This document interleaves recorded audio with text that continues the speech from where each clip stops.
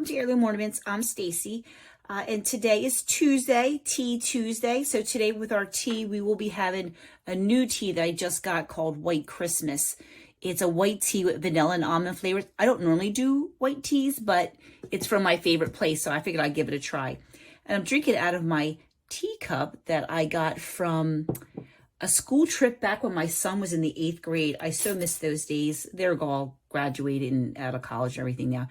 So I got this on the trip. We live in Philly, and if you're familiar with Philly, they have a Christmas village every year. And this was what I got myself as a little cup souvenir. I thought it was adorable. It's tiny, so it's really just a teacup. It's never going to be a coffee cup. And also this weekend was very exciting for me. I had my cookie swap. So this is one of the cookies that someone had brought. This is a margarita lime cookie. I had a Feliz Navidad theme. It's from my friend Chris. They're delicious, so I have that aside for me to eat with my tea.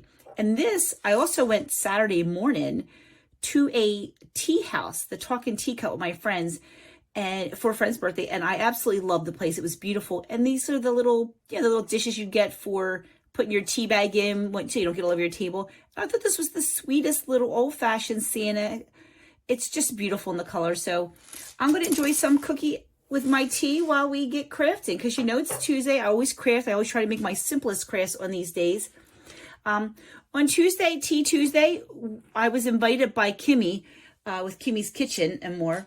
But it's a collab run by Kathy's Favorite Things in Life with Patty, and I'll link their information in my description.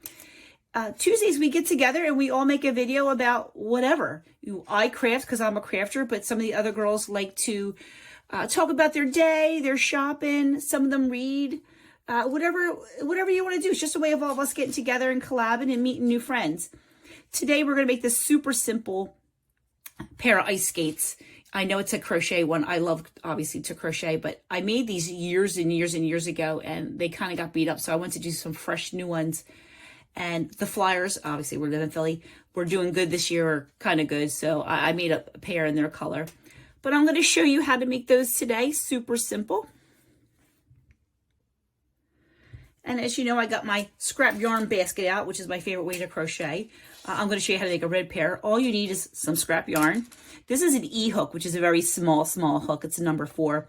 A darning needle, some scissors, of course, and then paper clips. So the base of the ice skate's going to be a paper clip. So to start, we're going to get the color we want. And again, small amounts of scrap yarn. You don't need a whole lot. I'm going to make my slip knot. This is how I do my slip knot. I just flip it around. Everybody does a different way to put it on their hook. So this is my way. Just a basic slip knot. Now, the one thing you want to pay attention to is making sure they all go the same direction. I made my first pair. They look kind of lopsided, so I threw that pair away. I think I threw that away. It might even still be on my tree. So just to start, so simple. We're going to slip stitch right onto there. So we just put our hook around here just like it was a row of yarn. Pull it through and just keep pulling all the way through. That's your slip stitch. Okay. Now for me, I'm going to hold this yarn. This is the tail. So I don't have to weave it in later. I'm just going to hold it there. So that way I'll just crochet around it and it'll save me a step at the end. So the first thing you want to do is chain up 3. 1, 2, 3. Now in the rules of crochet, a chain of 3 is always a double crochet. So we're going to count that as our first double. And then I'm going to make 7 more doubles going across. So yarn over, go into the paper clip instead of a stitch, yarn over, pull through, yarn over, pull through 2, yarn over, pull through 2. That's your double crochet. Super simple, easy. I'm just getting my hands straight here. And then we're going to do a couple more. This is the third one, because don't forget the first one counted as 1. So that's 3 doubles, 4. Now, I just want to give you a little tip when you're working with these paper clips. I do all the work over here, and then I straighten it out, because if you don't, that clip gets in your way. So it's 4. This is 5. And this is 6. Now, when I get to 7 and 8, I'm going to do them on the back end of this part of the paper clip. And again, I'm going to keep my tail there so I can cut it later. And I'm going to go into, like I said, the tail. and that's 1, and then a second double crochet. So now all together I have 8, 6 before the clip loop, I guess you call that. And that's the base of my boot. Now I'm going to chain up 3. 1, 2, 3. Turn my work.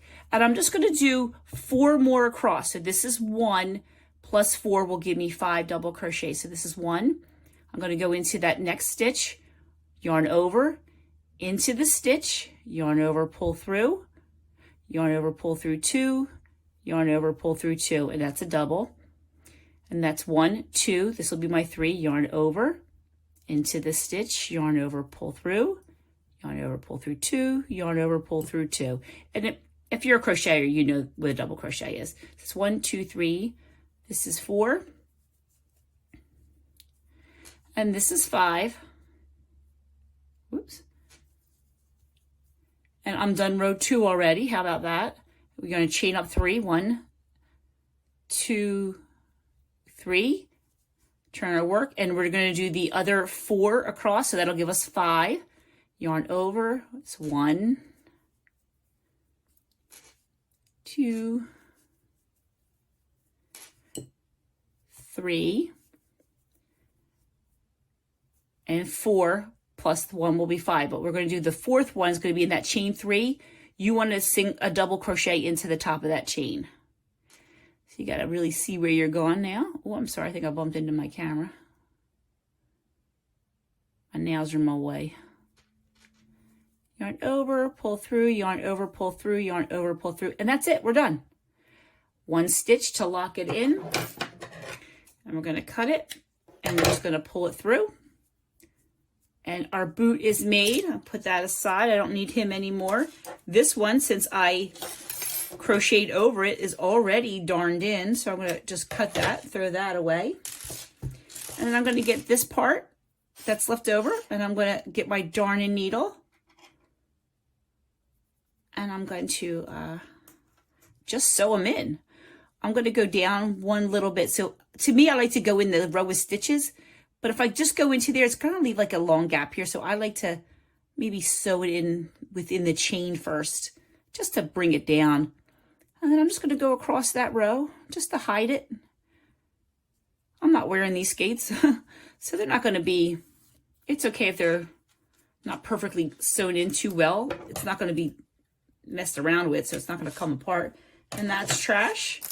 And now we got to put our laces on, but first I want to take my tea out. I think it's steeped enough.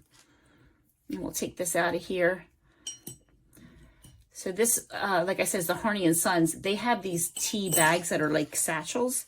And look at the kind of the quality that you get. This is actually one of the leaves trying to come through of one of the flowers that are in there. So beautiful. I love this stuff. So now we're just going to put our laces on.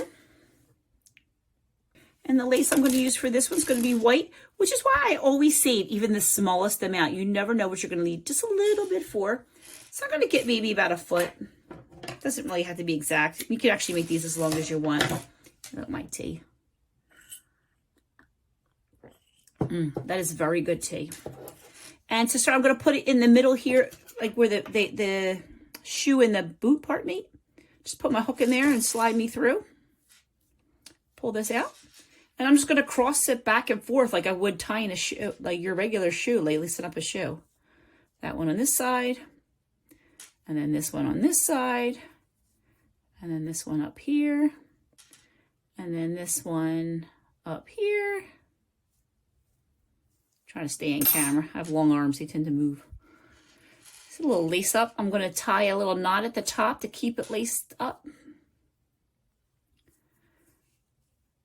And then another knot.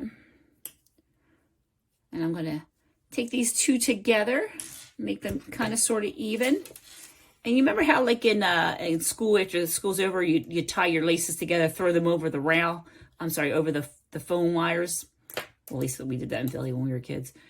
Or skaters tie their shoelaces together, throw them over their shoulder. So I'm just going to tie them together. I mean, you can make individual ones and put bows and all, tie them all up like a shoe bow. But I'm just going to do this basic little one here. There we go, just knotting it. And now when you well, let's trim this up. They're not even. Let's just make them look nicey nice. There we go. And now that's all trash. And then here we have it, a little pair of skates. How cute are those? And you can do this in any color, whatever scrap yarn you have, or if you have somebody on a special team, you can make their team colors. Let me get a little bite of my cookie. Let me tell you, my cookie swap was wonderful this year. I had such a great turnout. And of course, it was Mia's first cookie swap. She had a wonderful time. And of course, everybody loved seeing her. And I hope you had a nice weekend. And this is, again, like I said, Tea Tuesday. Thank you, Kathy, for hosting this. And thank you, Kimmy, for inviting me. And I'll see you next Tuesday with another tea and another story about where my beautiful cups come from. Thank you so much.